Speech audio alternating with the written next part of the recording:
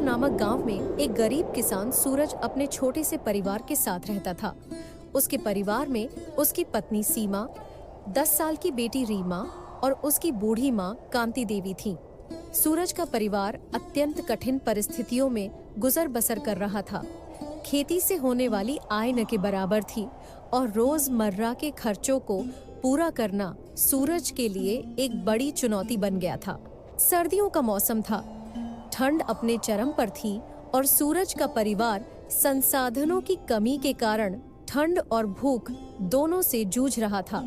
एक शाम कांति देवी ने ठंड से कांपते हुए सीमा से कहा, बेटा, आज मुझे भूख नहीं है, पर ठंड बहुत लग रही है। मुझे ओढ़ने के लिए कोई रजाई दे दो। लेकिन घर में रजाई नहीं थी। सीमा कमरे से एक पुरानी चादर ले आई जिसमें जगह जगह छेद थे। चादर कांति देवी को देते हुए उसने कहा, मांझी, घर में रजाई तो नहीं है, लेकिन यह पुरानी चादर है, इसे ओढ़ लीजिए। यह देखकर सूरज भीतर ही भीतर टूट गया। गरीबी ने उसे अंदर से खोखला कर दिया था। वह अपनी बेबसी पर आंसू बहाने के सिवाय कुछ नहीं कर पा रहा था। उसी वक्त रीमा ने भूख से व्याकुल होकर कहा, माँ, मुझे भूख लग रही है। बेटी, ये सुबह की बची रोटी है, इसे खा लो। रोटी खाकर रीमा लेट गई, लेकिन उसकी मासूमियत सूरज के दिल को चीर गई। रात को अचानक बादल गरजने लगे और तेज बारिश शुरू हो गई। ठंड और बारिश ने सूरज के परिवार पर कहर डाल दिया। उनकी कच्ची छत से पानी टपकने लगा। कांति देवी परेशान होकर बोली, बहू, मुझे ठंड लग रही है और ऊपर से ये पानी टपक रहा है। मैंने सूरज से पिछले साल कहा था कि छत ठीक करवा ले, पर उसने मेरी बात नहीं मानी। अब देखो क्या हाल हो गया है। सूरज माँ की बातें सुनकर चुपचाप बैठा रहा। उसकी आंखों में निराशा साफ झलक रही थी। वह सोचने लगा कि कब उसकी मेहनत रंग लाएगी और उसका परिवार इन दुखों से छुटकारा पाएगा। माँ, मेरी कमाई से तो भरपेट खाना तक नसीब नहीं हो रहा है। मैं छत कैसे सुधरवाऊंगा? सभी जैसे तैसे करके रात गुजारते हैं। अगली सुबह सूरज खेत के लिए जाता है। वह देखता है कि उसकी सारी फसल पानी में डूब गई है। ये मंजर देखकर सूरज और उसकी पत्नी सीमा बेहद परेशान हो जाते हैं। उसी समय वहां से गुजर रहे राधेश्याम ने सूरज को देखा और कहा, सूरज, चिंता मत करो, सब ठीक हो जाएगा। कैसे ठीक होगा काका? मैं तो पूरी तरह बर्बाद हो गया हूँ। मेरे घर में ना खाने को अन्न है और न ही इस ठंड में पहनने को कपड़े। मैं अपनी माँ और बेटी को ठंड से कैसे बचाऊं? सब खत्म हो गया है।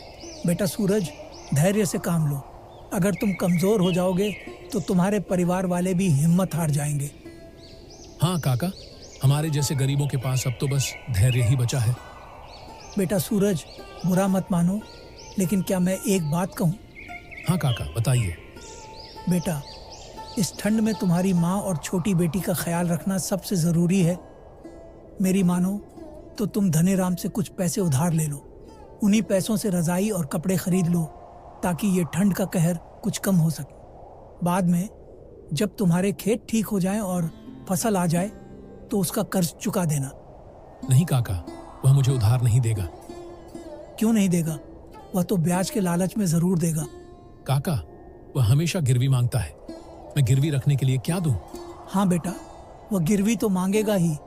इसलिए मेरी सलाह है कि तुम अपना ये खेत उसे गिरवी दे दो। ये बस कुछ दिनों की बात है, सब ठीक हो जाएगा। अभी तुम्हें अपनी माँ और बेटी को इस कड़कड़ाती ठंड से बचाना है। आप सही कह रहे हैं काका, मुझे यही करना चाहिए। इतना कहने के बाद राधेश्याम वहां से चला जाता है।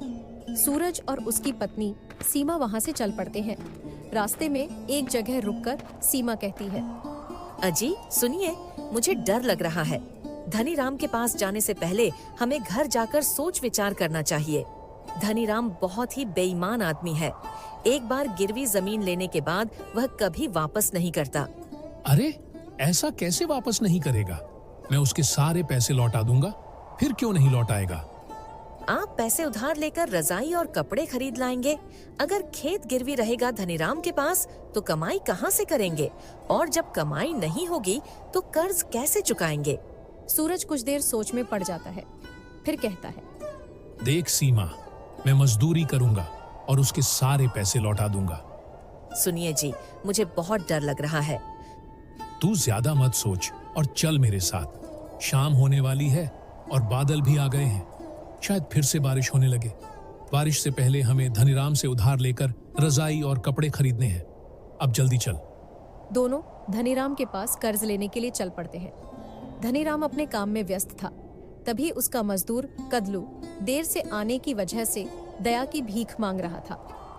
अरे ओ कदलू, तू आज फिर देर से आया था, इसलिए आज की आधी पगार कटेगी। रहम करें सेठ जी, रात की बारिश की वजह से मेरा खेत और खलिहान सब डूब गया था। उसे देखने जाने में देर हो गई।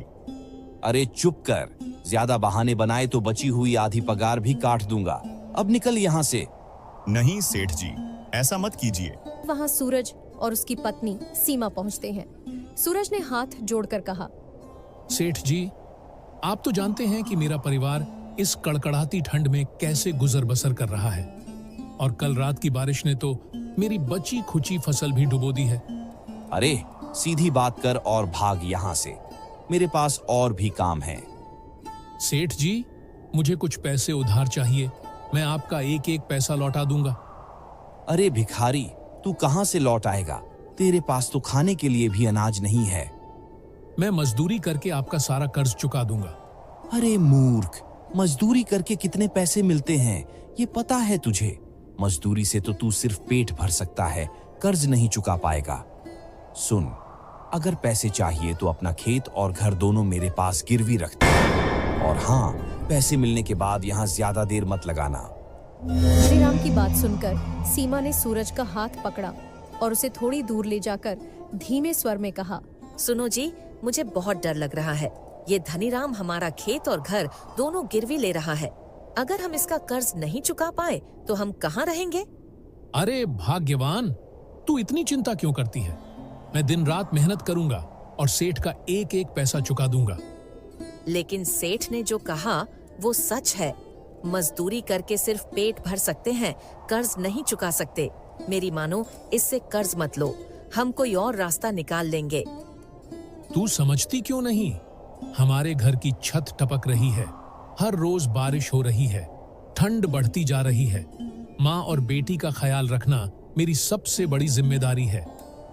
सूरज ने सीमा की बात नहीं मानी और सीधे धनीराम के पास जाकर अपना घर और खेत गिरवी रख दिया।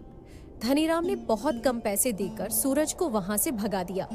सूरज और सीमा उन पैसों को लेकर बाजार गए। उन्होंने रजाई, कंबल, गद्दा खरीदा और अपनी बेटी के लिए खाने का सामान और कपड़े ले आए।